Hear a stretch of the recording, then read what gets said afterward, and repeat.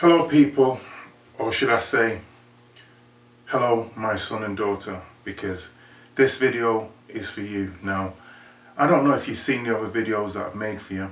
The last video that I made I thought would be the last one because I mentioned in the video that your mother had made an application to the courts in order to stop me from speaking to you should I see you.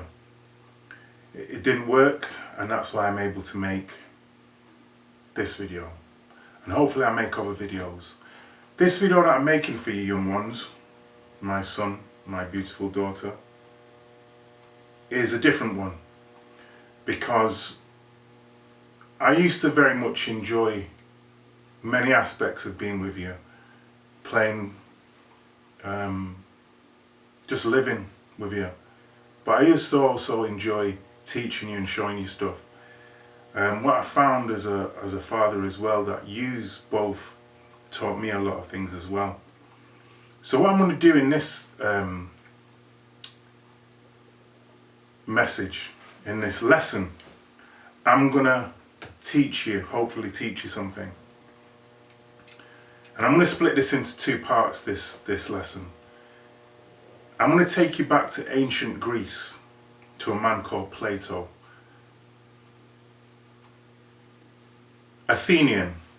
Athens in Greece, the classical period of Greece. This person, Plato. Now, he had this story called the Allegory of the Cave. And I want you to listen very much to what happens in this allegory. You can even look up what the word allegory means, because part of learning and part of finding out about things is also doing research and finding out the bits that you don't know, which is something I love to do. So let's go into this allegory of the cave, my beautiful young ones. Plato asks us to imagine a cave in which prisoners have been bound by chains around their necks and feet, and have been there all their lives. They don't know anything else apart from the cave. In the cave is a fire, and the controllers in the cave are hidden like puppet masters, and they use the fire to project images on the walls, which the prisoners see and believe are some kind of real entities. They feel that the shadows are their reality. They don't know that their puppet masters are controlling these shadows, and that the shadows are being projected from the light from the fire. Over time, these people begin to give names to the shadows, start to call the shadows different principles, and believe that the shadows are real in some sense. They even congratulate themselves on competitions of who will appear first, which entity will appear first. But then one day, one of them breaks free from his chains. And he starts to look around the cave, and he sees the puppets, and he sees the fire. And he starts to realize that these images that were projected onto the wall were from these puppets. He starts to think and put it together.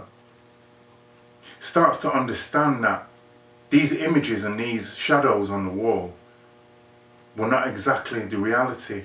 He goes out of the cave. And when he first goes out, it's blinding, the light is blinding.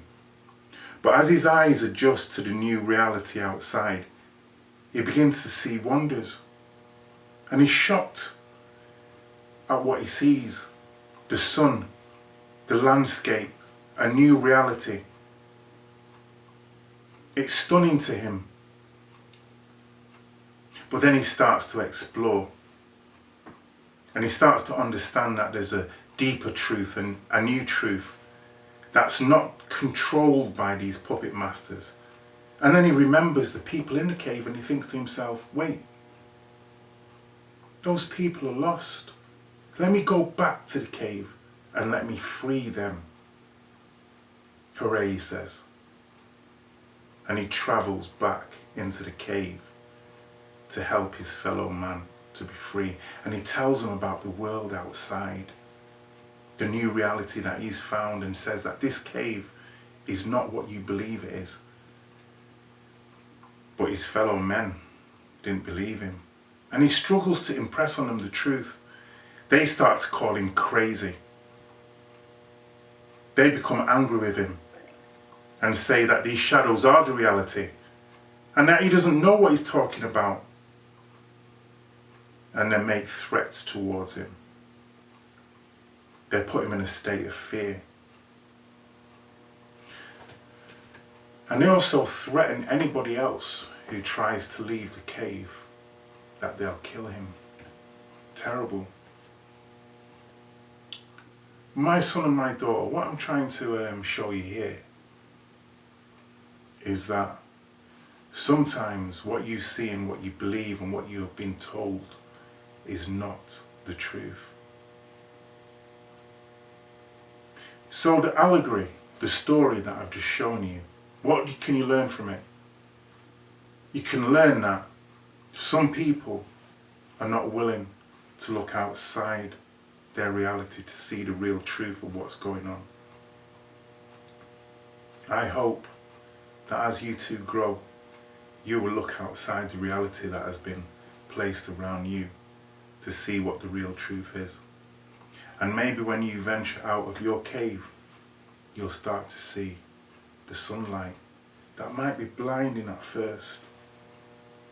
But once you acclimatise to it, you will see the truth of what's been going on. Just a lesson from your daddy. But listen, let's take it deeper. Now I mentioned that this allegory of the cave is from this individual called Plato.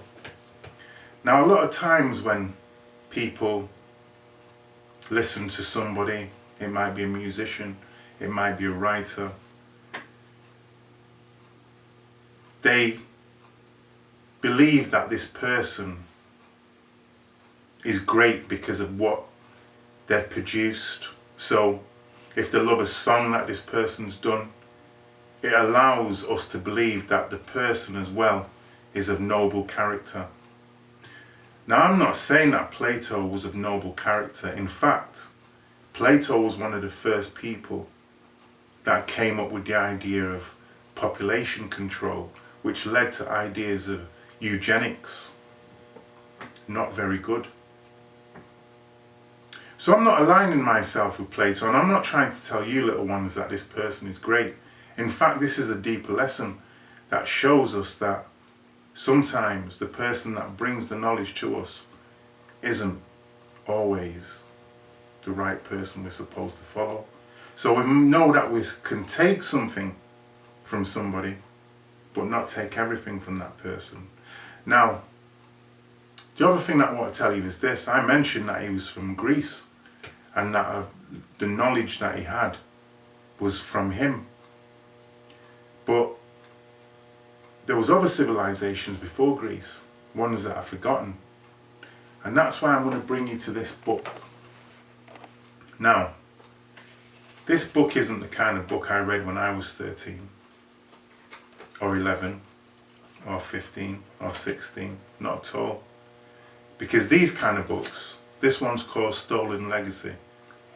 These kind of books are not available in your mainstream schools and colleges. You have to dig a bit deeper for these kind of books.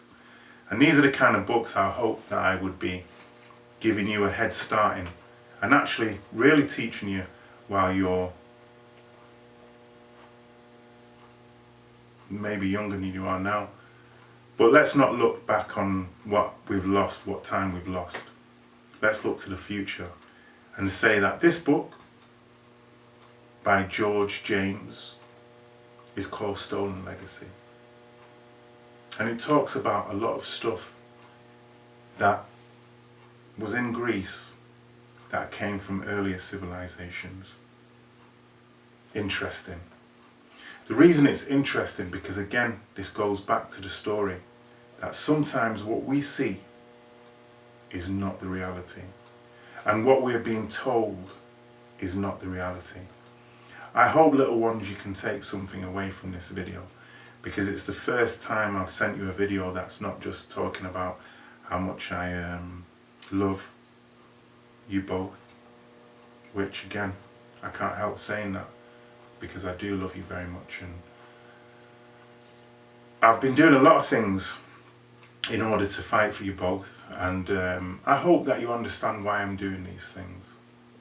This won't be the last video that I make for you, not at all. Until I'm back with you, there'll be more things that I have to do.